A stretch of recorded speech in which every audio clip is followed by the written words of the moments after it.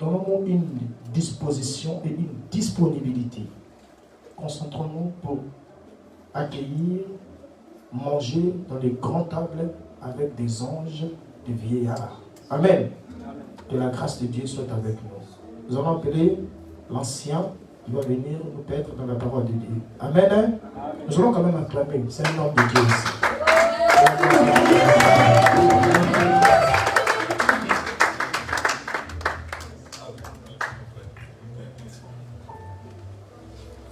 Bonjour à tous, bonjour à toutes. Et bonne fête de Pâques. Merci. Dis bonjour au frère et à la sœur qui est à côté de toi.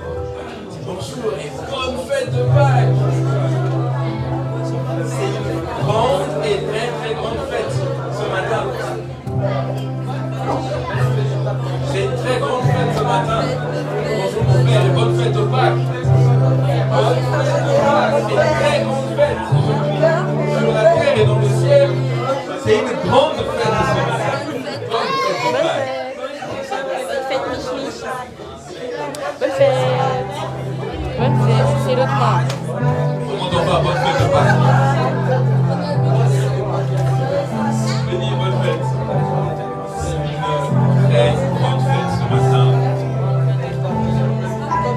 Bonne fête, merci.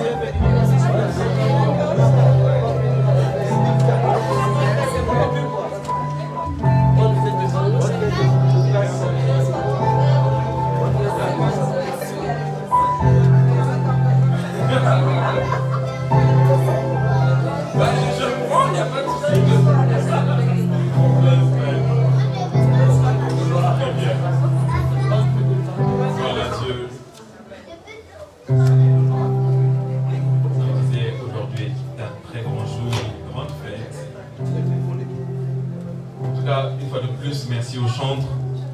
Vous nous avez fait voyager dans la louange et dans l'adoration ce matin. Incroyable. Et j'avais une petite chanson durant que je m'approchais d'ici qui me manquait à cœur. Pas besoin que les chants reviennent, mais là on va juste redonner ce petit chant.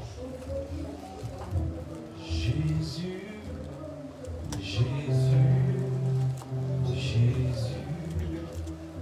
Tu es élevé au-dessus de tout.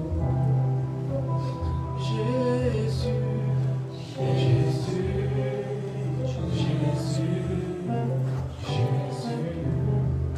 Tu es élevé au-dessus de tout. Ce matin, un seul nom, Jésus. Jésus, Jésus, tu es élevé au-dessus de tout. Dans nos vies ce matin, Jésus, Jésus, Jésus, tu es élevé au-dessus de tout. Tendre Père, ce matin tu es élevé au-dessus de toutes choses, au-dessus de la vie, au-dessus de la mort. La Bible déclare que même les ténèbres reconnaissent que tu es Dieu. Et en ce dimanche de Pâques, tu es encore plus célébré au milieu de ton assemblée ici rassemblée. Nous voulons te dire merci.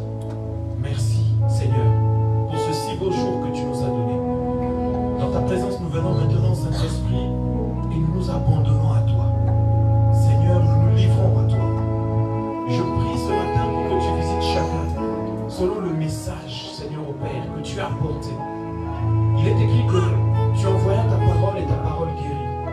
En ce jour de Pâques, Seigneur, que cette parole délivre, guérisse, responsabilise, restaure, répare. Dans le nom de Jésus-Christ de Nazareth. Père, nous te donnons toute la gloire de ce que tu vas faire ce matin et de ce que tu as commencé déjà à faire. Au nom de Jésus-Christ. Amen. Amen. Une fois de plus, bonjour à tous et à toutes. Ce matin, nous allons faire une petite lecture de notre texte de ce dimanche qui est tiré de Jean 20, le verset 1 à 9. Jean 20, le verset 1 à 9, Jean chapitre 20, le verset 1 à 9. Je lis dans le nom puissant de notre Seigneur Jésus. Amen. Le premier jour de la semaine, Marie de Magdala se rendit au sépulcre dès le matin, comme il faisait encore obscur, et elle vit que la pierre était vidée du sépulcre. Elle courut vers Simon-Pierre et vers l'autre disciple que Jésus aimait, et leur dit, ils ont enlevé du sépulcre le Seigneur, et nous ne savons pas où ils l'ont mis. Pierre et l'autre disciple sortirent et allèrent au sépulcre. Ils couraient tous deux ensemble, mais l'autre disciple courut plus vite que Pierre et arriva le premier au sépulcre. S'étant baissé, il vit les bandes qui étaient à terre, cependant il n'entra pas. Simon-Pierre, qui le suivait, arriva et entra dans le sépulcre. Il vit les bandes qui étaient à terre et le linge qu'on avait mis sur la tête de Jésus, non pas avec les bandes, mais plié dans un lieu à part. Alors l'autre disciple, qui était arrivé le premier au sépulcre, entra aussi, et il vit et il crut. Car il ne comprenait pas encore que selon les Écritures, Jésus devait ressusciter des morts. Amen. Amen. Ce matin, je disais que je suis dans la joie d'être là avec vous ce matin, parce qu'aujourd'hui est une très grande fête. Aujourd'hui, c'est la Pâque. Aujourd'hui, de façon exceptionnelle, c'est même 2 Pâques. Question pour un chrétien ce matin. Quelle est la différence entre la Pâque, pour faciliter, et la Pax? La Pâque sans S et la Pâque avec S. Quelle est la différence? Question pour une chrétienne, un chrétien. Qui connaît la différence? Parce qu'aujourd'hui, on fait 2 fêtes. En France, aujourd'hui, il y a 2 fêtes. Il y a la Pâque sans S et il y a la Pâque avec S. C'est quoi la différence? Oui, mon frère. Oui, ma soeur. Bon, ok, les femmes et les enfants d'abord. Oui. Ça s'est enfoui, c'est pas grave. Oui, frère Taki. Non. Aujourd'hui, on fait 2 fêtes. J'aurais dit la fête juive et la Pâque, la résurrection du Seigneur pour les chrétiens. Très bien, super. En fait, il y a 2 fêtes de Pâques. Et cette année, le calendrier a fait qu'on les fête au même moment. En fait, les Juifs ont la Pâque.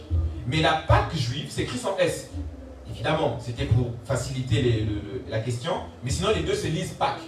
Donc, quelqu'un qui vous dit, aujourd'hui je fête la Pâque, on ne sait pas s'il est juif, s'il est chrétien. Il y a 2 Pâques. Il y a un Pâque qui s'écrit avec S, c'est la Pâque des chrétiens. Et il y a la Pâque juive. C'est quoi la différence entre la Pâque juive et la Pâque des chrétiens? Quelqu'un sait? Pour les Juifs, c'était la fête où l'Éternel les a délivrés de l'esclavage et autres. Mais pour nous, les chrétiens, c'est la résurrection de Jésus. Très bien, super. Bravo, sœur Bénédicte. Sœur Bénédicte. Que Dieu te bénisse. En tout cas, il y a une grande différence entre la Pâque juive qui se fait jusqu'à aujourd'hui. Pour ceux qui sont passés par Paris, vous allez voir aujourd'hui tous les Juifs, et même ici à la gare de Melun, ont sorti la kippa, ils sont dans la joie, ils vont manger en famille, ainsi de suite. Parce qu'aujourd'hui, c'est la fête de Pâques pour les Juifs. Et les Juifs célèbrent la libération du peuple d'Israël de l'esclavage en Égypte. Ils ont été en esclaves en Égypte pendant 4 siècles, pour être précis, pendant 430 ans. Et donc, quand ils sont sortis de là, ils ont marqué cette date-là, et c'est cette date qu'ils commémorent jusqu'à aujourd'hui. Les chrétiens, dans la Pâque chrétienne, aujourd'hui, nous commémorons la résurrection de notre Seigneur Jésus-Christ. Est-ce qu'il y a quelqu'un qui est dans la joie ce matin? Mais je pense une chose, c'est qu'avant qu'on rentre dans les choses difficiles, avant qu'on ne parle des choses dures, il faut que chacun d'entre nous réalise et comprenne c'est quoi la Pâque. Je sais, on a résumé ça à très peu de choses. C'est la résurrection de Jésus, et c'est tout. C'est bien. Mais ça, c'est pour celui qui n'est pas chrétien et qui veut juste prendre l'information. Vous allez à la gare de Melun, on vous dit est-ce qu'il y a des trains? Non, il n'y a pas de train. C'est une information et c'est vrai. Mais, quelqu'un de plus profond m'a dit mais pourquoi il n'y a pas de train? Parce qu'il y a des travaux. Mais il y a des travaux. Pour combien de temps? Pour combien de semaines? Donc, nous ne pouvons pas nous limiter à seulement cette information. Parce que si nous nous limitons à cette information, le problème, c'est que nous ne pourrons pas saisir la grâce, ou nous ne pourrons pas saisir je dirais, pourquoi on est censé fêter la Pâque aujourd'hui? Les Juifs ne fêtent pas la Pâque parce qu'ils ont été délivrés. Vous allez me dire, mes frères, vous les Juifs, franchement, c'est passé il y a 400 ans déjà. Il y a plus de 400 ans, excusez-moi, parce que c'est avant Jésus-Christ. Donc, on vous a gardé capturé 400 ans, c'est ça que vous fêtez jusqu'à aujourd'hui. Mais il y a un mystère derrière cette fête juive. Voilà pourquoi il la commémore jusqu'à aujourd'hui. Sinon, on aurait dit, bon, c'est une vieille fête passée, il faut oublier. Si la fête juive demeure, c'est parce qu'il y a un miracle, il y a une quintessence, il y a un pouvoir derrière cette fête. Comme il y a un pouvoir derrière la fête chrétienne, qui s'appelle la fête de Pâques, et que nous commémorons aujourd'hui. Je vais aller très rapidement pour essayer de nous donner des éléments d'éclairage sur comment on est arrivé à cette fête de Pâques. Chers frères et sœurs, au début, vous savez, l'homme a péché dans le jardin d'Éden. Quand il a eu à pécher, ensuite, il a encore péché. Il a encore beaucoup péché. Et Dieu a détruit la terre, notamment à travers le déluge, à l'époque de Noé. Au vu de l'acte du sacrifice que Noé avait posé, Dieu a dit, bon, je ne détruirai plus la terre. Mais cette nouvelle créature, ou ces personnes que Dieu avait mis à part pendant le déluge, une fois sorti du déluge, on continue encore à pécher. Dieu s'est dit, bon, comment on va régler cette affaire de péché? J'ouvre ici une parenthèse. Pour le péché, pour Dieu, le péché est un très grand problème. Il n'y a pas quelque chose qui vous éloigne plus de Dieu que le péché, c'est pas possible. J'ai même envie de dire, ne priez pas. Si vous voulez, ne priez jamais. Mais si vous ne péchez pas, ça va. Pour Dieu, le plus grand problème, c'est le péché. C'est pour ça qu'il a détruit la terre. Juste le péché. Donc Dieu, ce qui l'énerve, ce qui le fait réfléchir, ce qui le fait s'asseoir, je dis, mais qu'est-ce que je vais faire? Même lui, Dieu, ça le dépasse, c'est le péché. Les autres problèmes, ils règlent facilement. Mais ce qui le met hors de lui, c'est le péché. Voilà pourquoi il a détruit l'humanité. Il a dit, bon, on n'a qu'à détruire tout le monde, parce que franchement, tous, ils m'énervent. Tous, en tout cas, je n'ai rien à faire avec, c'est pas possible. Il a promis qu'il ne détruirait plus la terre, mais le péché a continué. Quand le péché a continué, Dieu ne s'est pas arrêté, il a continué à réfléchir. Qu'est-ce que je peux mettre en place pour que le péché s'arrête sur la terre? Il a envoyé des prophètes, ainsi de suite, ça continue. Et on a vu avec Sodome et Gomorrhe, ça continue. Il a même envoyé le feu du ciel pour détruire Sodome et Gomorrhe. Les hommes ont continué à pécher. Les prophètes sont arrivés, les prophètes ont parlé de la part du Seigneur. Ils ont enseigné le peuple. Malgré ça, ils ont continué à pécher. On a parlé tout à l'heure de la Pâque juive. On a pris le peuple d'Israël. Ils ont traversé l'Égypte. L'armée de Pharaon engloutie par les eaux. Des miracles incroyables. Dans le désert, ils ont mangé la manne, une nourriture qui tombait du ciel. Les Juifs pensent que le peuple d'Israël mangeait ce que le Seigneur mangeait tous les jours. C'est-à-dire, au ciel, si on livrait aujourd'hui, si aujourd'hui, au ciel, on préparait le poisson salé avec les aubergines, par exemple, c'est la même nourriture qui descendait sur la terre. C'était une nourriture céleste, incroyable. La nourriture tombait. Malgré ça, le peuple a encore péché. Ils ont dit, on s'en fout. Même si tu nous donnes à manger, pour nous, on n'y croit pas. Sans effet. Réfléchis, qu'est-ce que je dois faire? À cause de quoi? À cause du péché. Il a dit, bon, ok, on va faire différemment. Moi-même, je vais aller sur la terre. C'est l'œuvre ultime du Seigneur. C'est-à-dire que ça, c'était le dernier recours. Pour parler comme en France, c'était le 49.3. C'est-à-dire qu'il a dit, là, on va changer, on s'en fout de la loi, on va aller nous-mêmes sur place. Il est venu. Parce qu'il s'est dit, les prophètes n'ont pas écouté, il y a eu des miracles, ils n'ont pas cru, ainsi de suite. Moi-même, je vais aller sur place. Il n'y avait aucun intérêt que Jésus vienne mourir, si et seulement si c'était pour les choses que nous connaissons déjà. Pourquoi il peut? Il pouvait venir, il enseigne la parole, après il va mourir. C'est aussi une possibilité. Mais ça, les prophètes l'avaient fait avant lui. D'ailleurs, voilà pourquoi on l'appelle le dernier prophète. Il vient non seulement pour enseigner, mais il vient faire une chose incroyable. Il accepte de mourir à la croix. C'est là que c'est très intéressant ce matin. C'est là que je veux t'emmener dans la réflexion. Jésus pouvait faire son ministère, il crée une église, les disciples commencent à enseigner, il dit bon, c'est bon, les gars. Après, bon, même, il disparaît, ils s'en vont. Il y a eu des prophètes qui n'ont pas eu de tombeau. Dieu les a repris. Moïse, il n'a jamais été enterré, Dieu l'a enlevé. Mais on peut se dire, bon, voilà, il n'y a pas de problème. On fait tous comme ça, et puis voilà. Mais non, il a dit, il faut qu'il y ait une particularité dans ma mission, c'est la mort. Ça n'a pas de sens, vous me direz. Pourquoi? Pourquoi mourir? Ça n'a pas de sens. D'ailleurs, ceux qui ont crucifié Jésus à cette époque-là ne comprenaient pas pourquoi le Messie, le Sauveur des Juifs, se donnait comme ça à être livré comme un petit enfant. Ils ne comprenaient pas. C'est ce qui a dépassé Pilate. Pilate dit, oh, mais le gars là, on entend qu'il fait des miracles. Il ressuscite les morts. Il nourrit la foule. Mais pourquoi il vient ici en fait se donner à mourir? En fait, je ne comprends pas. Si vous étiez à sa place, vous n'aurez pas compris. On vous dit comment il y a un gars qui fait des œuvres à Ménin, le feu descend du ciel, il fait des choses bizarres, il disparaît, il réapparaît. Ok. Mais un jour, il vient dans un commissariat, il dit il faut m'arrêter. Oh, même le commissaire dit moi je ne vais pas t'arrêter. Il dit non, il faut m'arrêter. Oh, mais non. Toi qui fais descendre le feu, tu viens ici qu'on t'arrête. Pourquoi? Oh, il faut me mettre en cellule. Oh, mais qu'est-ce qui se passe? C'est ça Jésus. Ses détracteurs, tous ceux qui étaient là pour le condamner, ne comprenaient pas. Ils ont dit non, c'est pas possible. Toi qui fais des miracles, comment tu viens ici pour mourir? Ça n'a pas de sens. Continue à prêcher. Et même les disciples qui étaient avec lui ne comprenaient pas. Pourtant, il leur disait tous les jours, depuis le début du ministère, que je m'en irai, je vais être crucifié, le Fils de l'homme va être crucifié. Même les disciples ne comprenaient pas. Ils disaient, oh, mais le gars là, c'est un gars bizarre, il aime la souffrance. Comment il veut vraiment se donner? Ça n'a pas de sens. Où est passée sa force? Où est passé son pouvoir? Et pourquoi il accepte autant d'humiliation? Même s'il veut mourir, il n'a qu'à aller quelque part, il s'égorge lui-même, ou je mets un couteau, ou je ne sais pas quoi, ou s'il veut on le tue. Après ça s'arrête. Mais passer par autant d'humiliation, ça n'a pas de sens. C'est là que la Pâque est intéressante. Si c'était un film, c'est là qu'on met la chanson. C'est là que l'acteur commence. Et c'est là que j'ai besoin de toute votre attention. Parce que si nous ne comprenons pas ça, on ne peut pas manifester la Pâque. Pour nous, ça va être une fête. Et une fête commerciale. Pour ceux qui savent, tous les supermarchés, depuis la fin de la semaine, ont commencé à vendre les œufs de Pâques.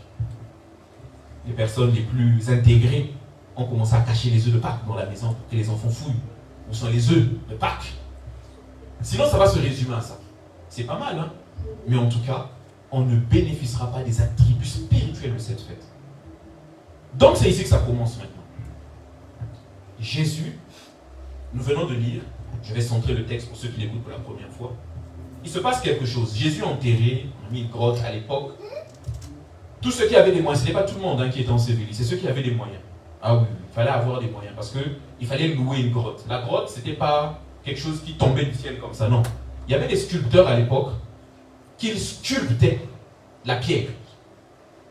Ils sculptaient notamment des obélix, donc des espèces de monuments où on pouvait graver ici est né un tel, ici mourut un tel. Pour les jeunes qui suivent les dessins animés, vous savez, dans Astérix Obélix qui était sculpteur. Ils sculptaient avec notamment un marteau la pierre. Et c'est le même exercice qui se faisait devant les grottes. On construisait une espèce de tombeau. Et si vous avez des moyens, vous payez très cher pour qu'on vous mette là-bas. C'est là-bas qu'on enterrait les gens. Et donc, Jésus enseveli, donc il est mis là-bas. Marie arrive parce qu'ils étaient inquiets. Le Messie est mort depuis 3 jours. Mais qu'est-ce qui devient? Qu'est-ce qui se passe? Il se dit, bon, on va quand même rôder autour. Le but, c'était pas d'aller ouvrir le tombeau, quoi que ce soit. Il s'est dit, on va tourner autour quand même. Vous savez, quand vous avez perdu quelqu'un, il l'a enterré quelque part. Il dit, bon, on va quand même passer du temps là-bas. Peut-être qu'on va aller prier. Peut-être qu'on va aller juste passer du temps, voir, essayer de demander aux gens, parce qu'il y avait des gardes autour. Demander, est-ce que ça va? Qu'est-ce qu'on peut faire? Qu'est-ce qu'on peut emmener ici pour nettoyer? Bref, elle vend. Juste pour de la visite, elle se rend compte que le tombeau est ouvert. Le linge qu'il avait enveloppé, donc à l'époque on enveloppait du linge, comme pour les momies, on encerclait avec un linge blanc les morts, la dépouille. Tout ça a été mis de côté, le tombeau est vide, le Seigneur est ressuscité. Waouh! Ce matin, je veux maintenant que tu me suives. L'affaire de la résurrection de Jésus, ça n'a pas commencé quand il a été ressuscité. Ça a été un processus. Et je veux que tu comprennes chaque élément, parce que chaque élément a du sens. D'ailleurs, les catholiques l'ont très bien compris. La semaine qui vient de s'écouler, là, ils appellent ça la semaine sainte. Et pendant la semaine sainte, ils célèbrent chaque étape de la mort de Jésus. Parce que chaque étape de la mort de Jésus a un sens. N'a pas un sens pour lui, a un sens pour toi et moi. Jésus voulait te délivrer, voulait me délivrer du péché. Parce que ça, c'est la chose qui attriste le plus le Seigneur.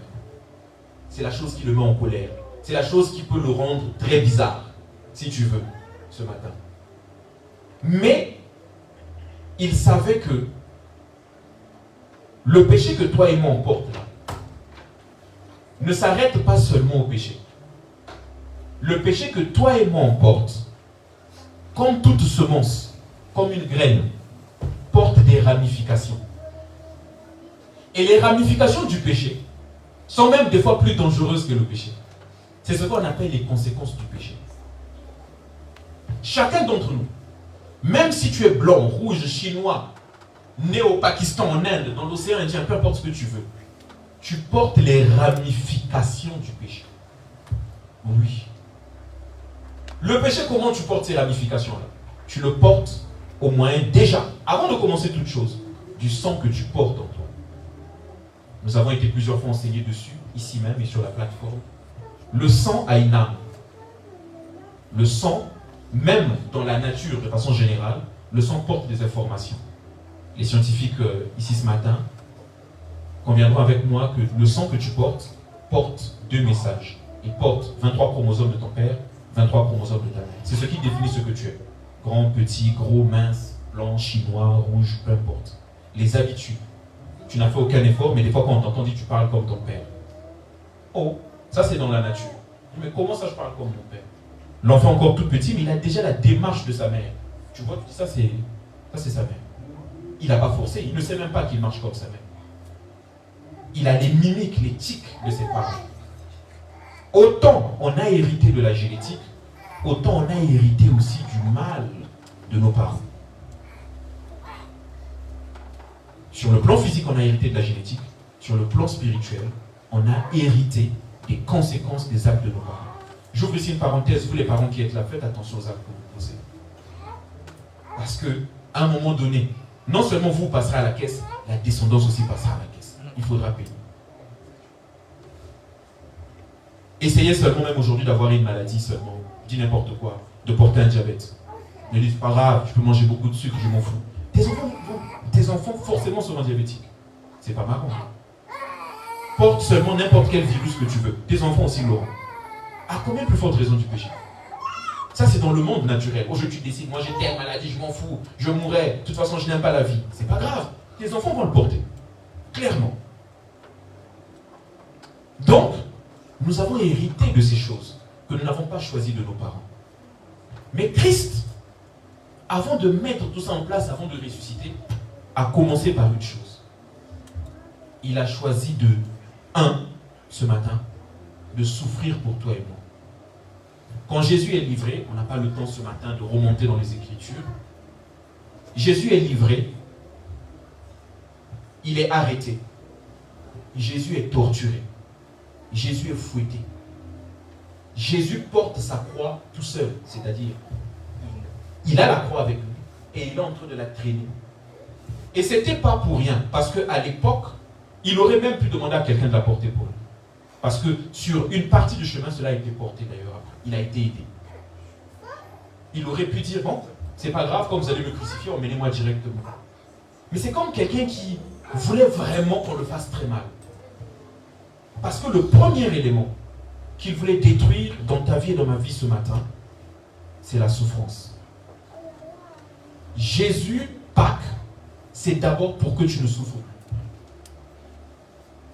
Personne n'a dit Amen, c'est bizarre. Amen. Amen. Je vous trouve compliqué. Non, Jésus accepte de souffrir volontairement. Pour ceux qui ont vu en Espagne, vous savez, ils ont une église qui est à peu près comme l'église catholique. Et là-bas, en fait, pendant ce qu'ils appellent la semaine sainte, les gens acceptent même de se faire fouetter. Oui.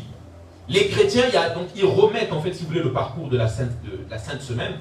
Et il y a un gars qui porte la croix et on vient vraiment le fouetter. Pour de vrai. Le gars est payé pour ça. Il accepte de se faire fouetter, il se blesse. C'est passé au journal. Regardez. Mettez BFM et tout ça. Juste là en Espagne. Le gars, il se déchire le dos et tout. Il trimballe la croix, c'est dur, il tombe, il doit se relever. Il doit porter la croix comme le Seigneur. C'est ce qui s'est passé avec Jésus. Jésus, on voulait l'aider à porter la croix. Il a dit non, je la porte tout seul.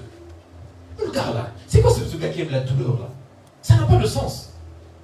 Jésus avait une première mission. La mission, c'était d'abord de porter ta souffrance. De porter ta souffrance. C'est très important, bien-aimé. Parce que si tu ne sais pas ça, si tu ne retiens pas ce que je te dis ce matin, j'ai une mauvaise nouvelle pour toi. Tu vas beaucoup souffrir. Non, je te dis. Même si tu pries, tu parles en langue, tu sautes, tu cales en l'air, tu vois les anges, je t'assure, tu vas vraiment beaucoup souffrir. Je cause avec quelqu'un cette semaine. Vous savez, quand Dieu fait des choses, il met des connexions, des choses. En fait, c'est comme des bribes.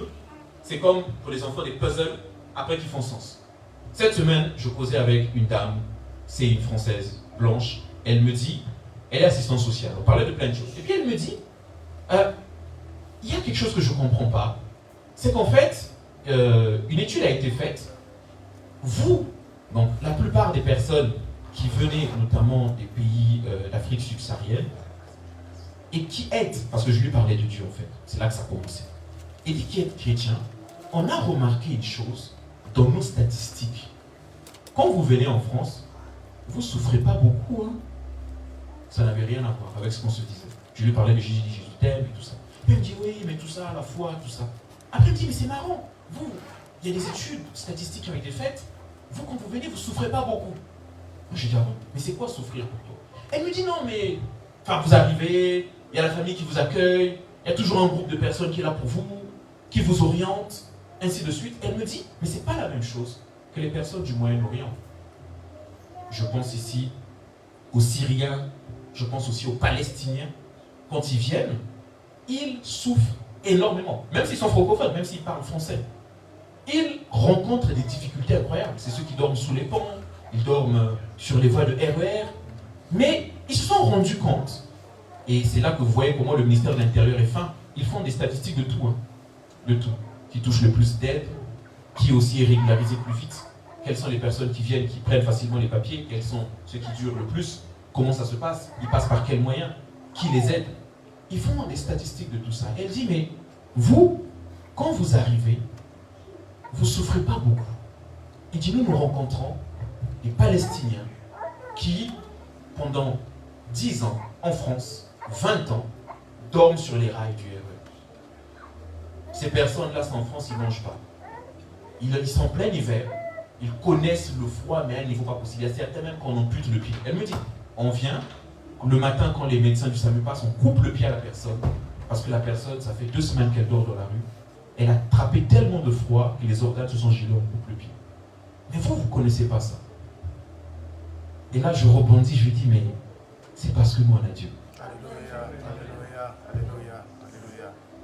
Elle ne voit pas toujours le lien. Elle me dit, mais pourquoi? Je dis, vous savez, quand vous avez le Seigneur, il prend soin de vous. Alléluia. Et je lui parle ici de David. Je dis, David a dit, j'ai été jeune, j'ai vieilli, je n'ai jamais vu, jamais, il dit jamais, il dit pas, jamais, ça veut dire que ça n'existe pas. Je n'ai jamais vu le juste être abandonné, ni sa descendance mendier son pain. Elle a les yeux qui rougissent. Je dis, c'est vrai? Je dis, c'est très vrai. Je dis, mais vous savez, même à la différence, vous, on est dans votre pays, vous êtes chez vous, mais nous ne comprenons pas aussi. Je dis, nous aussi on ne comprend pas.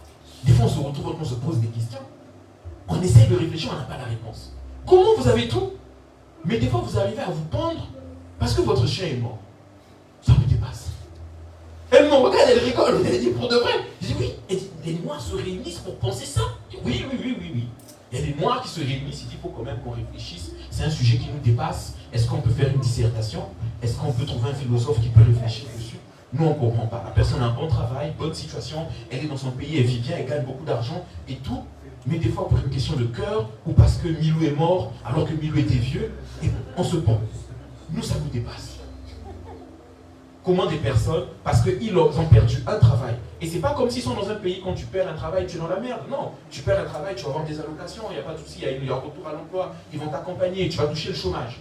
Mais parce que la personne aimait beaucoup ce travail, il te dit, j'ai travaillé là pendant 12 ans, c'était devenu comme une famille pour moi, la vie n'a plus de sens, je vais me prendre. Mais la personne a tout. Au-delà de ce travail qu'elle vient de perdre, la personne a tout. Elle est dans un pays qui la soutient, c'est-à-dire toutes les conditions sont rassemblées pour que cette personne ne s'effondre pas. Et nous aussi, ça nous dépasse beaucoup. Et elle dit, vous pensez que c'est Dieu qui fait ça? Je dis, la différence, c'est Dieu. Quand vous réalisez et vous comprenez que Pâques, c'est aussi Christ qui a souffert pour vous, vous venez de déclencher ici un miracle important. Celui, dans vos prières, dans vos moments de prière, vous devez rappeler cela. Voilà pourquoi tu dois m'écouter ce matin. Tu ne dois pas seulement savoir. Non, ça ne suffit pas.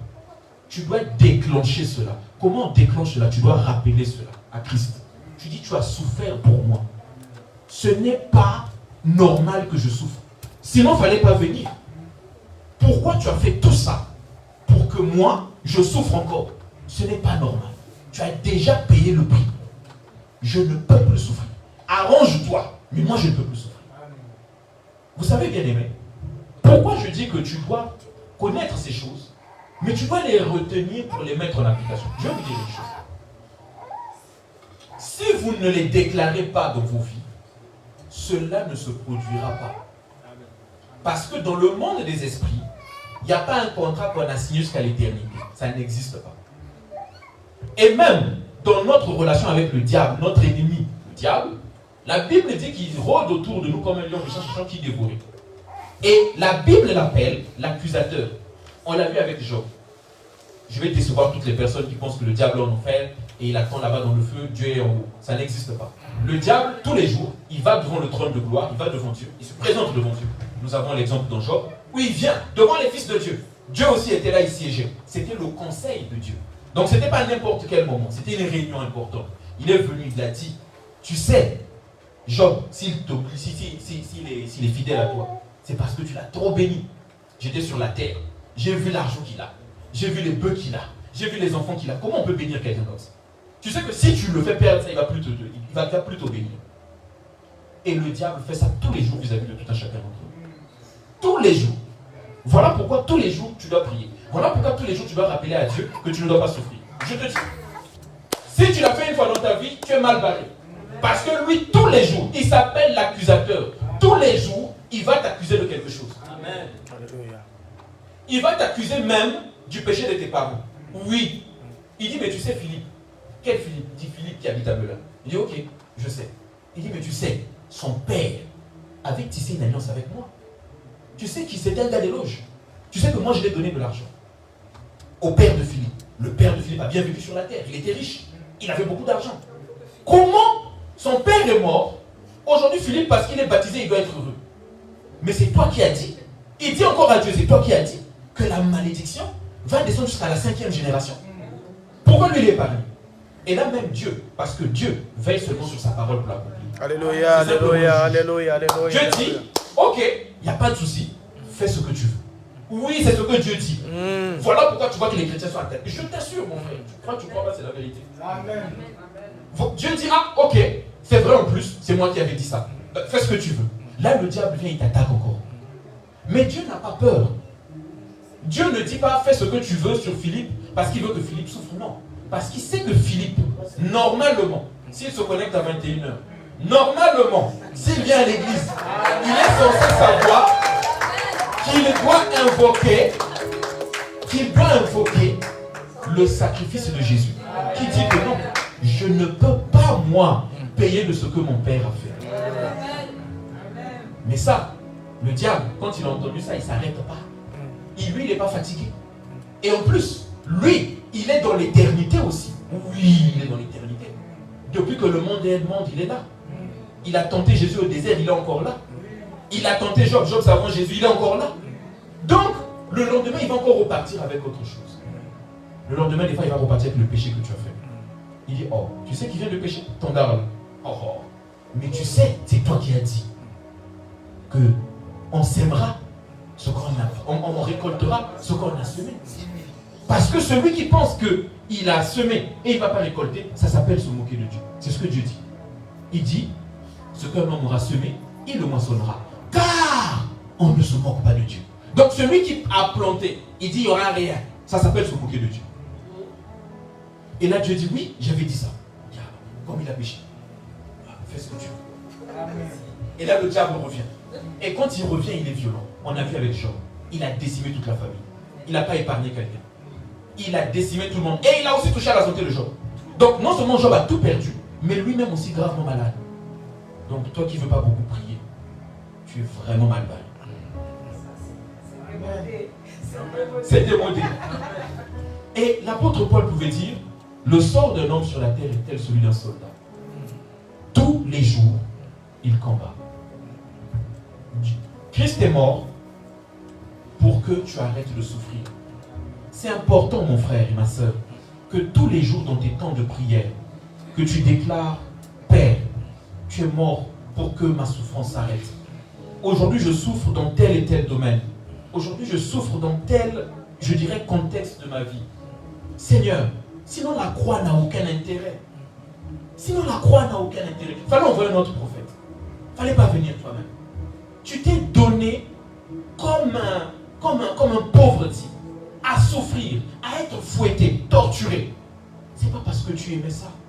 C'est parce que tu voulais que tu sois la dernière personne à être torturée.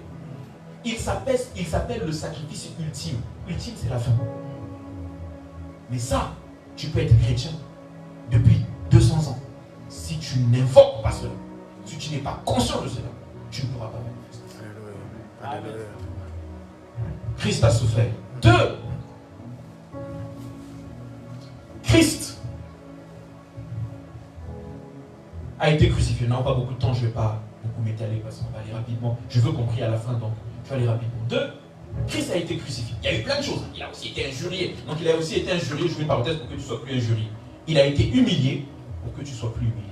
Quand tu es dans une situation d'humiliation, parle à Dieu. Moi, dans une situation d'humiliation, je vous assure, moi j'invoque la croix. Ah non, moi j'invoque la croix.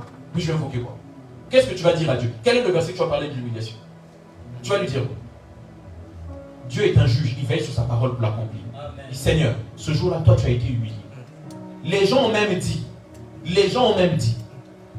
est-il réellement le Fils de Dieu? Quelle abomination! Tu as été humilié comme un vaurien pour que moi je ne sois plus humilié. Aujourd'hui, Seigneur, que mon humiliation s'arrête. Alléluia. Aujourd'hui, Seigneur, tu as été injurié ce jour-là pour que moi je ne sois plus injurié, que mes injures s'arrêtent. Que les moqueries sur mon nom s'arrêtent. Chaque fois que tu invoques cela, il se passe quelque chose. Je vais aller très rapidement, donc c'était une parenthèse. Tu peux, je dirais, rajouter toutes ces situations difficiles que Christ a vécues avant la croix. Taper. Seigneur, quelqu'un a été tapé déjà. Moi, je ne veux plus qu'on tape sur moi. Seigneur, quelqu'un a été menotté. Moi, je ne veux pas être menotté. Devant cette situation au tribunal, je ne serai pas menotté. Non, je ne serai pas menotté. Quelqu'un a été menotté il y a plus de 2000 ans pour que moi, je ne sois pas menotté. C'est fini ces choses-là. Tu as payé déjà le prix. Et il y a eu justement la crucifixion. Il a été crucifié. La crucifixion, c'est le morceau le plus important. C'est le plat de résistance. Là, on était dans l'entrée, la salade, pour commencer. La crucifixion, c'est le plat de résistance. C'est le plat principal. Il arrive, il est crucifié. Parce qu'il aurait pu mourir aussi pendant qu'on le tapait. Mais ça n'aurait pas eu de sens. Il est mort sur la croix. Quand il est mort, le but, ce n'était pas qu'il soit crucifié. Ça aurait pu se passer différemment. Mais c'était pour que, à la croix, une chose puisse se passer. Une chose. Incroyable. Que son sang puisse couler. Quand on le tapait là, il saignait. Mais le sang ne coulait pas. À la croix, le sang a commencé à couler. Et c'est là que c'était important. Il fallait que le sang coule. Il ne fallait pas qu'il y ait seulement des plaies. Non. Il fallait que le sang coule. Il fallait que le sang coule. Il fallait que le sang coule. Et chaque fois que le sang coulait, il se passait une chose importante. C'est ce que j'ai commencé à expliquer ici. Les péchés étaient effacés. Effacés. Effacés. Effacés. les péchés étaient effacés. Les péchés étaient effacés. Les péchés et les conséquences des péchés. J'ai dit ici, il n'y a pas de péché sans conséquence. D'ailleurs, si le diable veut que vous péchiez, c'est pas pour que vous péchiez. Non. Il sait qu'après tu peux aller demander pardon, ça va passer. Mais il y a quelque chose qui reste. Les conséquences du péché. Voilà pourquoi j'ai dit tout à l'heure, la loi de la semence et de la moisson. Tu as péché, même si tu as demandé pardon à Dieu, les conséquences sont là. Nous n'avons pas le temps de lire ce matin, on l'a vu avec David. David, ok, a tué Uri, son garde-corps, il a pris sa femme. Il n'y a pas de souci, tout va bien. Il a aussi demandé pardon à Dieu, il a écrit des psaumes, Dieu a pardonné. Mais il a payé les conséquences. David a été chassé du trône par son propre fils. Son fils a couché avec ses femmes. Ah, c'est là. Tu dois passer à la caisse. Avec Jésus, on a une très bonne nouvelle. En ce dimanche de Pâques, c'est qu'il n'y a plus la conséquence du péché. À l'époque, on effaçait les péchés. Oui, comment ça se passait? Le souverain sacrificateur, si vous voulez, le prêtre de l'époque, il prenait une bête, il l'emmenait devant l'autel. Il demandait pardon pour le peuple. Mais il ne demandait pas pardon pour les conséquences du péché. Je vous assure. Oui, tu peux être pardonné de quelque chose, mais tu n'es pas épargné des conséquences de cela. Je vais vous donner un exemple. Dans le monde, c'est simple. Aujourd'hui, tout de suite, bien aimé, allez-y au tribunal. Allez suivre les procès si vous en avez déjà vu. Tous ceux qui savent qu'ils vont être condamnés demandent pardon devant le juge. Vous savez ce que le juge dit? Je vous pardonne. Mais je suis quand même obligé d'appliquer la loi. 30 ans de prison. Oui. On l'a vu avec, pour ceux qui suivent la télé, avec MHD et ainsi de suite, pour les jeunes. Avec R. Kelly, pour les jeunes, pour ceux qui savent suivre l'actualité. Ces personnes l'ont pleuré devant le juge sans demander pardon, on ne va plus recommencer. Le juge a dit, je te pardonne. Qui suis-je pour refuser ton pardon? Mais tu dois payer quand même. 10 ans de prison, 15 ans. R. Kelly, 30 ans de prison. Tu dois payer. Et c'était comme ça à l'époque. David, oui, je te pardonne. Donc ça veut dire quoi? Ça veut dire que si tu veux, si un jour tu meurs, tu viendras au ciel. Il n'y a pas de souci. Je t'ai pardonné. Moi, Dieu, je te pardonne. Mais tu payes les conséquences. C'était ça, la justice de Dieu. Avec Christ, il se passe quelque chose d'extraordinaire. Il nous pardonne nos péchés. Il efface les conséquences de nos péchés. Amen. Si tu n'es pas conscient de ça ce matin, tu perds ton temps. Ça ne sert pas que tu sois chrétien. Mais comment déclencher cela? Tous les jours que Dieu fait, bien-aimé, dans tes temps de prière, dans tes temps de méditation, pour les chants, dans tes temps de louange à la maison, dans la salle de bain, il y a quelqu'un qui m'a dit, frère, pour bien travailler la voix, il faut chanter dans la salle de bain. C'est surtout quand on se lave le matin qu'il faut. Mais dans ces moments-là, où tu vocalises, il faut absolument aussi, pendant ces temps de prière, invoquer la croix et invoquer le sang de Jésus. Le sang de Jésus est la chose la plus importante que tu dois mettre dans tes prières. C'est-à-dire, je ne sais même pas si tu dois mettre autre chose. Pour moi, tu peux même tout oublier. Tu dois mettre le sang de Jésus. C'est la chose la plus importante. Tu ne fais pas ça, pour moi, tu n'as pas prié. Je ne sais pas, tu n'as pas prié. Comment tu as prié? Tu n'as pas invoqué le sang. Ça n'a même pas de sens. Tu as demandé des choses à Dieu, tu n'as pas invoqué le sang. Mais qu'est-ce que tu as fait? Parce que le sang est venu ici sceller une alliance aussi. Le sang est venu sceller une alliance. Avec qui? Avec Jésus et toi. Avec Dieu et toi. Je vais vous expliquer une chose. Je me retrouve il y a 2 ans. Persona, mon père est décédé ici au Mets-sur-Seine, il est enterré là. Et donc, pendant la Toussaint, voilà, nous aussi on va nettoyer le cimetière, on met des fleurs, et ainsi de suite. Et il se passe une chose incroyable. Pendant que nous on est là, juste à côté, pour ceux qui sont déjà allés au cimetière le jour de la Toussaint, vous avez des prêtres qui viennent, de façon bénévole, qui viennent et qui peuvent dire une prière à la tombe du mort. Évidemment, ils disent de façon bénévole, mais ils ont quand même une petite quête, parce qu'il faut quand même donner quelque chose pour soutenir l'Église. Parce que c'est une façon pour eux aussi d'amasser de l'argent pour soutenir l'Église. Mais, donc ils arrivent, et les prêtres sont en train de passer, ils sont là, vous les appelez quand vous voulez. Et il y a un couple de personnes, mais c'est des frères et sœurs, qui sont là, qui disent au prêtre, si vous voulez venir dire un petit mot sur la tante de notre maman et tout ça. Et donc le prêtre arrive. Le prêtre dit, bah écoutez, vous voulez qu'on fasse quoi? Il dit non, mais il faut qu'on dise une bénédiction pour la maman qui est partie. Il dit ok, il n'y a pas de problème. Et il pose une question. Et moi, Dieu attire mon attention à ce qui est en train de se passer. Il dit mais on va le faire, mais d'abord il faut une chose. Il faudrait que vous, ou l'un d'entre vous, puisse prendre la parole, puisse demander aux morts, pour lui dire, nous on est là, vous présentez. Et ça se passe avec des blancs. Ils étaient des noirs. Mais non frère, on connaît ça. Les noirs, ils sont toujours mystiques, ils sont des sorciers. Ça se passe avec des blancs. Le prêtre aussi est blanc. Il dit, il faut que l'un d'entre vous prenne la parole, qui se présente vis-à-vis du mort, ils disent qui il est, et ils disent que j'aurais souhaité, venons ici, mais il y a donc un prêtre passé, et nous voulons que le prêtre dise la bénédiction sur ta tombe. Moi je suis étonné, je fais quoi ça? Parce que pour moi c'est la première fois en plus que je vois ça. J'ai jamais vu ça avant. Tiens bon. Et ils sont là, frères et sœurs, ils disent bon d'accord, pas de souci. Et le prêtre rajoute, de vous deux, quelle est la personne qui était plus proche du défunt? Ou quelle est la personne qui vient régulièrement ici? Et l'un, le frère dit, bah, moi je viens ici tout le temps, mais elle, ma soeur, elle vient jamais. Il dit, ah non, faut pas que ce soit elle qui parle, hein. C'est à vous de parler.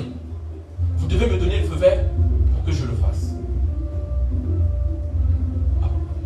Et donc là, le frère qui est blanc, de souche pure, qui lui-même dit qu'il est athée, il ne croit pas, il ne pratique pas, machin, il s'en fout de Dieu, Dieu n'existe pas, et toute la théorie que vous connaissez, il vient dire une chose. Il dit, bon, maman, c'est moi, Philippe, dise la bénédiction. Et là, le prêtre dit, ok, je peux dire la bénédiction. Il se met devant, il prend de l'eau bénite, il fait la bénédiction pour le mort. Je veux ici vous emmener à une chose. Beaucoup de personnes, ce matin, ont compris ce que j'ai dit. Ils sont déjà chauds pour invoquer le sang de Jésus. Et on va invoquer le sang. Donc là même, frère, il faut couper. On va prier, on va invoquer le sang ici. On n'a qu'à mettre une marque de sang ici tous. On va se baigner dedans, on est chaud. Mais il y a un problème. Je pense que beaucoup d'entre vous invoquent le sang depuis des années. Vous allez chez les chrétiens, beaucoup de chrétiens connaissent ce que je vous ai dit. On dit frère, ça c'est des répétitions. Nous on est chrétiens depuis 25 ans de la famille, on connaît ça. Mais il se passe une chose, c'est que beaucoup de personnes invoquent le sang. Beaucoup de personnes mettent en place ce que je vous ai dit, mais ils n'en voient pas les résultats. Vous savez, on a un vrai problème chez les chrétiens. On a fait beaucoup de théories, on a beaucoup été enseignés. Ensuite, tous les jours, beaucoup de messages. On est souvent, surtout pour ceux qui viennent d'Afrique, on a été dans des églises où des fois il y a 3 cultes la semaine. 5 cultes la semaine. Oui! Donc la personne, elle est beaucoup enseignée. Et j'ai envie de dire même trop. Elle peut même ouvrir notre église. Non, elle a déjà tous les enseignements. Elle a déjà tous les enseignements du monde. Mais ces personnes-là ne manifestent pas ce que je vous ai dit, les attributs qui sont destinés à ces choses-là. C'est-à-dire, elles invoquent le sang, rien ne se passe. Elles invoquent le sang, mais la nuit, elles ne dorment pas. Elles invoquent le sang, mais elles ne sont pas guéries. Elles croient en ces choses-là que Jésus a payé le prix pour eux, mais elles ne sont pas guéries. Qu'est-ce qui se passe? Il y a un problème, frère. Nous, on ne veut pas seulement, ce matin, tu viens nous expliquer ça. On connaît ça déjà. Je sais que vous savez ça déjà. Mais nous, on veut que ça marche. Je vais vous donner la clé ce matin. Le problème de la clé, c'est que beaucoup de ceux qui viennent à Jésus pendant la Pâque, en déclarant qu'il est le Seigneur, le Sauveur, machin, le Messie, tu es mon âme, tout ce que tu veux, quand ils invoquent le sang, ou quand ils mettent Jésus dans leur prière, cela ne marche pas, parce que Jésus ne les connaît pas. Ils ou elles ne sont pas identifiés dans le registre céleste. Du coup, ils invoquent des choses qui ne leur conviennent pas. Ils invoquent des choses pour lesquelles ils ne sont pas concernés. Jésus est mort pour toi et pour moi qui avons cru en lui. S'il y a un élément qui va t'empêcher toute ta vie de manifester ce que je viens de te dire, c'est le fait de t'éloigner du Seigneur. C'est le fait de ne pas l'appartenir. Je vous ai pris un exemple païen. Ça n'a rien de biblique. Le prêtre dit, je veux faire la bénédiction. Mais tu dois t'annoncer.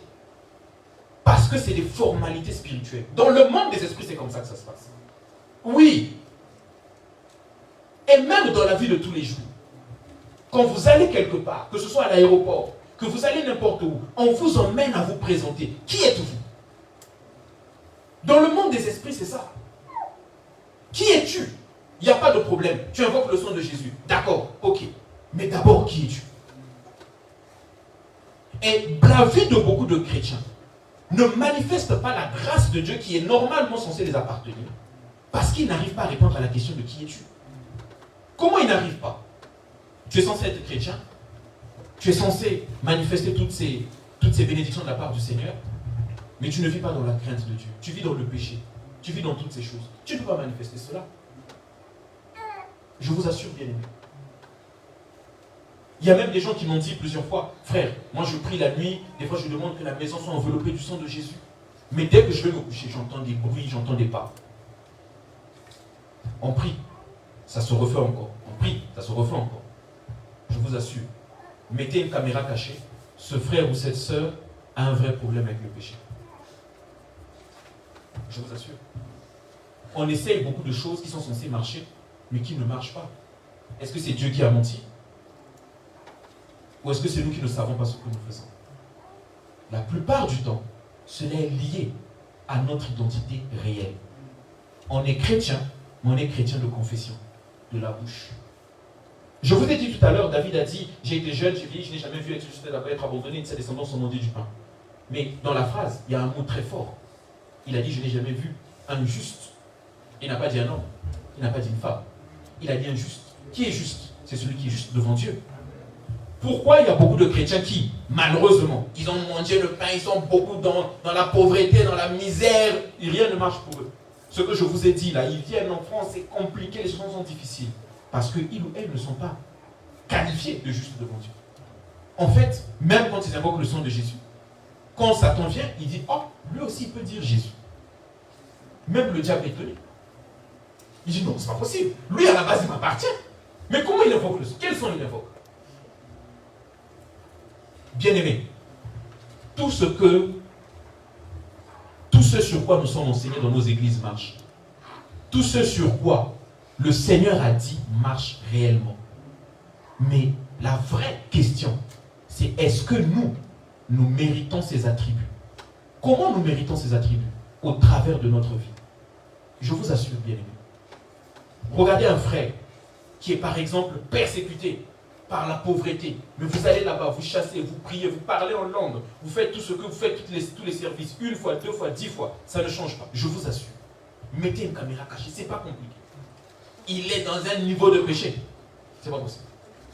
Comme jamais. C'est-à-dire que même quand vous êtes parti, pendant qu'il vous dit, frère, à dimanche, il est en train de réfléchir à un violent péché déjà. Je vous assure. Des fois, pendant qu'il vous appelle, vous allez venir prier dimanche. Pendant qu'il est en train de vous êtes vraiment au parler, en train de faire un message d'un péché sophistiqué. Je vous assure. J'en parlais à quelque chose avec le pasteur Thierry, je lui disais, pasteur, il y a comme un problème de l'église. On prie pour les gens, ça ne marche pas. On fait ceci, ça ne marche pas. Qu'est-ce qui se passe? Il a dit, frère, j'ai moi-même mené mon enquête. Beaucoup de ces personnes-là, frère, ils ne sont pas dans le Seigneur, pour de vrai. Non. Ils ne sont pas affaires. C'est juste la pauvreté, la misère qui les emmène. Hein? Un jour aussi, ils sont pour eux bien. Non, il ne faut même plus t'appeler. Non. Ils vont t'appeler. C'est juste des fois la peur, la nuit, ils entendent des bruits, c'est pour ça qu'ils t'appellent. Sinon, ils ne vont jamais t'appeler leur nom. Que Dieu leur donne seulement la paix. Ils ne vont jamais te contacter. Même l'église, on les verra plus. Même autour, même passer devant. Contourner derrière. Pour s'assurer vraiment qu'on ne les voit pas. Bien aimé, c'est une vérité très profonde que je veux partager ici. Et aujourd'hui, on se retrouve avec une église à 2 vitesses. Il y a de ceux qui sont dans l'église qui manifestent la gloire de Dieu. Je le dis souvent sur la plateforme. Il y a un frère qui m'a dit, très clairement, il m'a dit, frère, tu sais, moi j'aime que les autres prient pour moi, parce que même moi-même quand je prie, il m'a dit, il a été honnête, même moi-même quand je prie, je sens que Dieu n'a pas écouté ma prière. Si vous êtes spirituel, vous sentirez ces moments-là. Des fois tu pries, tu sais que c'est-à-dire, la prière, c'est même pas monté ici. Ça n'a même pas touché le plafond de ma maison. Oui. Et vous sentez ça même quand vous êtes dans le péché. Tu as péché, pourtant tu as demandé pardon. Mais toi, tu sais que le pardon là, Dieu n'a pas encore validé ça. Pour lui, ça a été du bruit. Est-ce qu'il y a quelqu'un ce matin qui peut aussi, dans cette fête de Pâques s'identifier à Jésus. Je vais terminer par là, ce sera la fin. La Pâques, ça a été résumé par la sœur, et c'est résumé par le monde comme ça, mais c'est vrai. Ça a été résumé comme ça parce que c'est la chose la plus grande qu'on doit retenir de la Pâques. C'est la mort et la résurrection de Jésus. Ça veut dire quoi concrètement? Ça veut dire que la Pâques, dans sa dimension spirituelle, vient aussi faire mourir ce qu'il y avait de mauvais en toi. J'ai dit tout à l'heure qu'il y a des gens qui ont du mal avec le péché, non? La Pâques, c'est le péché en toi qui meurt pour qu'une nouvelle nature en toi ressuscite. Tu n'as pas dit amen, ça pose un vrai problème. Amen. Je sais pas, c'est trop bizarre. Amen. Comme disent les jeunes, ça me choque. Non, je suis choqué. La Pâques, c'est aussi, et c'est, je dirais, ce qui doit te réjouir ce matin. C'est pas de te dire, le frère, il est venu nous tailler, il a dit, ah, il n'est pas trop chrétien. Non, il y a une bonne nouvelle. La Pâques, c'est la mort et la résurrection. La mort de l'ancienne personne que tu étais, pour que ressuscite en toi une nouvelle personne. Amen.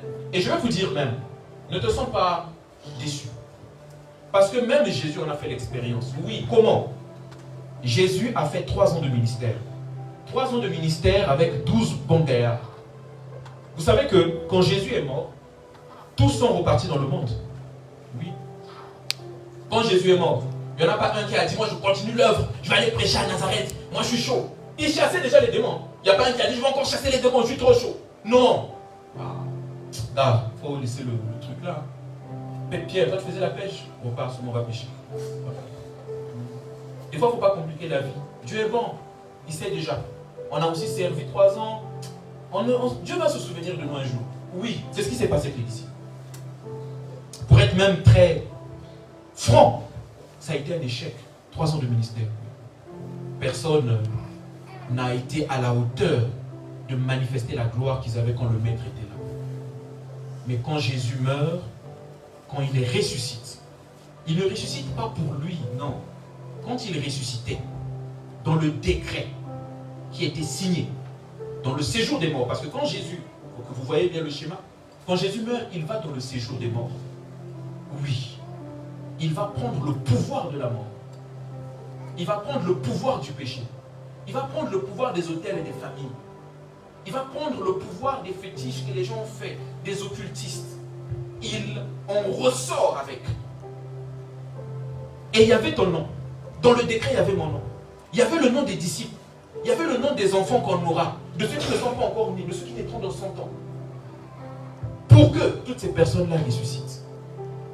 Et quand il est ressuscité, les disciples n'avaient plus peur. Les disciples étaient devenus des gens différents. C'est comme si on les avait échangés. Mais qu'est-ce qui s'est passé? Jésus ne leur a pas imposé les mains. Il n'a pas dit, bon, venez maintenant, je vais beaucoup prier pour vous, pour que vous soyez forts. Non. La mort et la résurrection de Jésus. Parce qu'ils ont été conscients de cela. Je veux juste ce matin que tu sois conscient. Parce que le vieil homme peut mourir en toi. Ce péché que tu n'arrives pas à laisser, tu peux le laisser.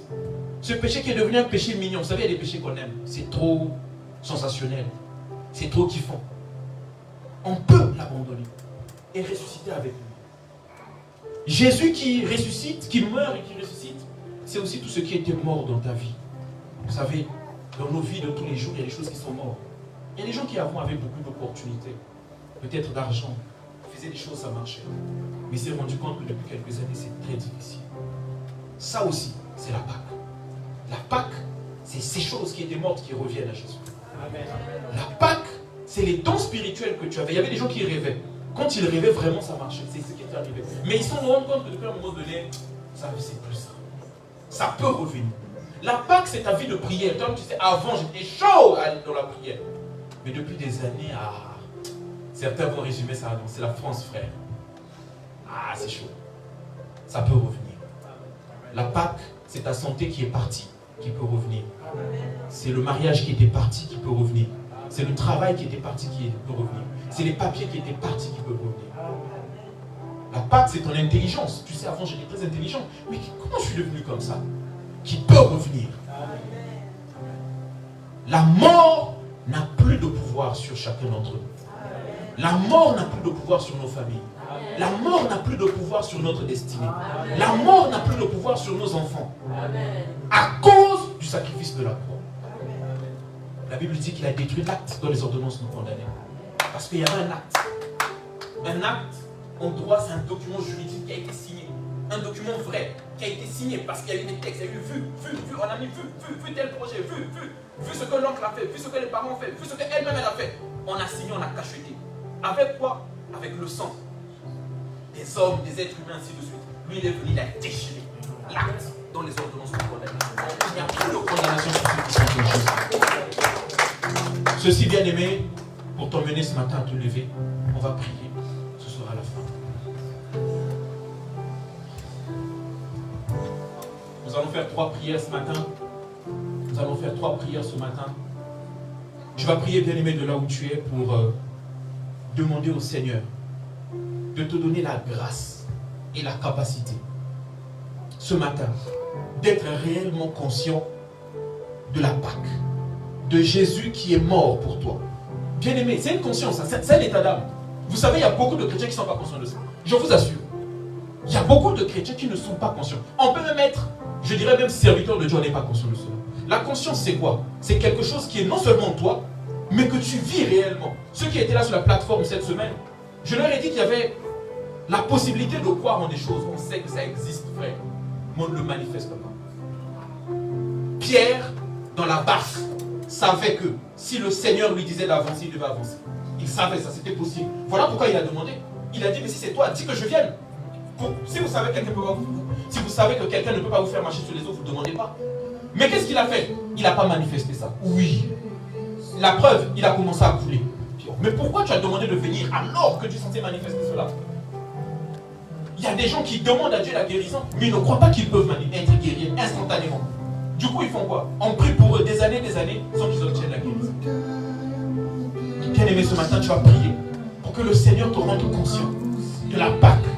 Qu'aujourd'hui, Christ est mort et ressuscité pour toi. Élevons-nous, va prier le Seigneur. Tendre Père, nous venons dans ta présence ce matin et nous prions, Seigneur, au Père, en ce jour de Pâques, pour que, oh Dieu, tu viennes relever quelqu'un ce matin, que tu viennes donner à quelqu'un, Seigneur, la ferveur, la ferme assurance, la conviction profonde, Seigneur, la conscience pleine que tu es mort et que tu es ressuscité. Pour lui, qu'il en soit conscient devant les épreuves, devant les situations, devant les difficultés, de le porter dans nos pensées, de le porter tous les jours, dans le nom puissant de Jésus-Christ de Nazareth. Ce matin, bien-aimé, nous allons prier le Seigneur pour lui demander de faire ressusciter en nous, de faire ressusciter en nous tout ce qui était mort. Bien-aimé, tu sais ce qui était mort pour toi. Ne te fie pas à ma prière, tu sais ce qui est mort dans ta vie. C'est peut-être le travail qui est mort. Avant, tu avais facilement le travail, ce n'est plus le cas. C'est peut-être qu'avant, tu gagnais beaucoup d'argent. Même les gens te disaient, mais comment tu fais? Mais cette grâce est partie. Tu vas prier ce matin pour que ce qui était mort revienne. C'est peut-être les dons spirituels que tu as perdus. C'est peut-être même la joie. Avant, tu étais dans la joie. Tu ne sais plus être dans la joie. Avant, tu avais la paix. Avant, tu avais la santé. Ces choses-là font partie. Bien aimé, que cela revienne ce matin. Prie le Seigneur. Tendre Père, nous venons dans ta présence ce matin. Et nous venons invoquer ton nom. Nous venons invoquer ton nom, Seigneur, pour que maintenant, tout ce qui était mort en nous, Seigneur, c'est peut-être les dons spirituels, c'est peut-être les grâces, c'est peut-être les faveurs, c'est peut-être les possibilités, les opportunités, c'est peut-être le travail, c'est peut-être, Seigneur, un domaine quelconque de nos vies. Nous le ramenons à la résurrection ce matin au nom de Jésus-Christ. Seigneur, tu es ici présent au milieu de nous. Nous prions pour la résurrection dans tous les domaines, dans toutes les sphères de nos vies. Là où, Seigneur, opère, les ossements étaient asséchés. Là où, Seigneur, les opportunités ont été asséchées. Là où la vie a été asséchée. Nous ramenons selon à la vie ce matin. Par le sang de Jésus qui a coulé à Golgotha. Nous renversons le sang dans tous les domaines de nos vies. Et nous déclarons la résurrection. Nous déclarons la résurrection. Nous déclarons la résurrection. Nous déclarons le retour à la vie. De ces temps de visitation avec toi. De ces temps de visitation la nuit, le matin, à midi et le soir. Visite chacun d'entre nous, Seigneur. Maintenant, Seigneur, je prie pour une restauration complète. Seigneur, oui, une résurrection complète. Tu n'es pas résurrecté. Seigneur, tu n'as pas ressuscité en partie. Tu n'as pas ressuscité partiellement. Tu as ressuscité pour que par toi. Seigneur, chacun d'entre nous ce matin, vive la résurrection de façon totale. de façon définitive, de façon stable. Au nom de Jésus-Christ de Nazareth. Au nom puissant de Jésus-Christ de Nazareth. Au nom de Jésus-Christ de Nazareth. Visite chacun d'entre nous, Seigneur. Merci de ressusciter tout ce qui était mort maintenant. Au nom de Jésus-Christ. Tout ce qui était mort dans les familles, dans la vie de nos enfants, de nos familles. Nous ramenons cela à la vie ce matin. Nous ramenons cela à la vie ce matin. C'est peut-être la grâce. Avant on brillait. Maintenant on ne brille plus. Avant on impactait. Maintenant on n'impacte plus. Avant, Seigneur, au Père, on était aimé des gens. Maintenant les gens éprouvent du dégoût en nous voyant. Avant, Seigneur, les gens couraient après nous. Mais maintenant ce n'est plus le cas. Cela revient à la vie ce matin. Au nom de Jésus-Christ. La résurrection dans les cœurs. La résurrection dans les familles. La résurrection, Seigneur, au Père. Dans les mains, Seigneur, dans les mains. Dans les mains, la résurrection, Seigneur, maintenant. Au nom de Jésus-Christ. Au nom puissant de Jésus-Christ. Ce matin, nous allons élever nos voix. Nous allons prier le Seigneur pour que à travers le miracle de la résurrection, de la mort et de la résurrection de Jésus, que tout ce qui n'est pas de Christ en nous puisse mourir ce matin. Toi, tu te connais. Tu sais que ton problème, c'est le mensonge. Ton problème, c'est la masturbation. Ton problème, c'est la pornographie. Ton problème, c'est peut-être la méchanceté. Tu vas demander que cela meure maintenant. Tu vas dire, Seigneur, j'en ai marre. Seigneur, j'en ai marre que cela meure ce matin. Que cela meure ce matin. Élevons nos voix, prions le Seigneur. Ton problème, c'est peut-être l'alcool. Que cela meure ce matin. Ton problème, c'est peut-être le manque de vie de prière. Que cela meure ce matin. Seigneur, nous te venons dans ta présence. Regarde ces fardeaux que nous portons. Regarde ces choses difficiles que nous portons. Qui ne t'honorent pas. Nous venons dans ta présence. Et nous déclarons la mort de tout ce qui n'est pas de toi en nous. Seigneur, tu as dit que tout ce que ton Père n'aura pas planté sera arraché. Seigneur, que tout ce que l'ennemi a planté dans nos vies, que tout ce que le diable a planté dans nos vies ce matin, soit déraciné au nom de Jésus-Christ de Nazareth. Nous déclarons la mort définitive et totale de tous ces problèmes de santé. La mort définitive et totale des douleurs, Seigneur, dans les articulations. La mort définitive et totale des articulations. La mort définitive et totale de ces douleurs. Ce matin, au nom de Jésus-Christ de Nazareth, tu n'es pas un homme pour mentir, ni un fils d'homme pour te répondre. Ce que tu dis, tu l'accomplis. Et tu l'accomplis ce matin dans la vie de toutes les personnes rassemblées. Visite, Seigneur. Visite, détruis, Seigneur. Détruis, Seigneur, tout ce qui n'est pas de toi maintenant. Au nom de Jésus-Christ de Nazareth, nous déclarons la mort de toutes ces choses. Au nom de Jésus-Christ. Au nom puissant de Jésus. Tendre Père, ce matin, nous te rendons toute la gloire de ces moments. Nous te disons merci, Seigneur. Saint-Esprit, merci. Merci de ta présence. Merci de ta puissance qui est en train de travailler en cet instant dans les vies, dans les familles, dans la vie de toutes les personnes connectées ce matin. Je prie, Seigneur, que la Pâque soit réellement visible. Qu'elle soit réellement vivante maintenant dans nos vies. Qu'elle soit perceptible, touchable des doigts. Et que nos témoignages soient glorieux. Les disciples ont rendu témoignage. Ils ont dit le tombeau est vide, il est ressuscité. Ce matin, nous voulons dire, tu es ressuscité dans notre vie. Nous voulons dire que le tombeau de nos vies est vide. Et que Christ est ressuscité.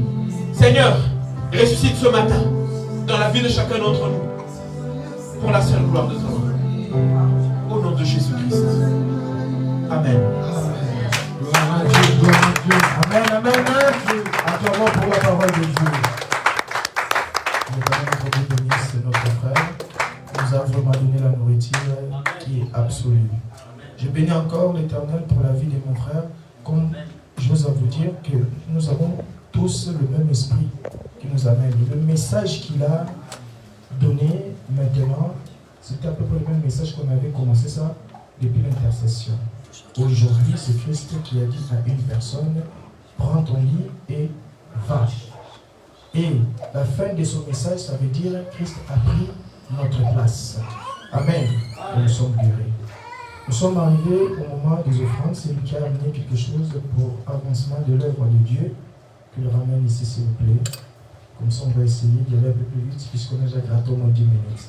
Le problème, c'est qu'on sait quand on commence, mais après, c'est le Saint-Esprit qui prend. On ne sait pas où on va finir. On rendra toujours grâce à Dieu. Amen. Mon frère, si tu peux continuer à nous amener sur les chants d'Oula, l'adoration, pendant le temps de nos offrandes, s'il vous plaît.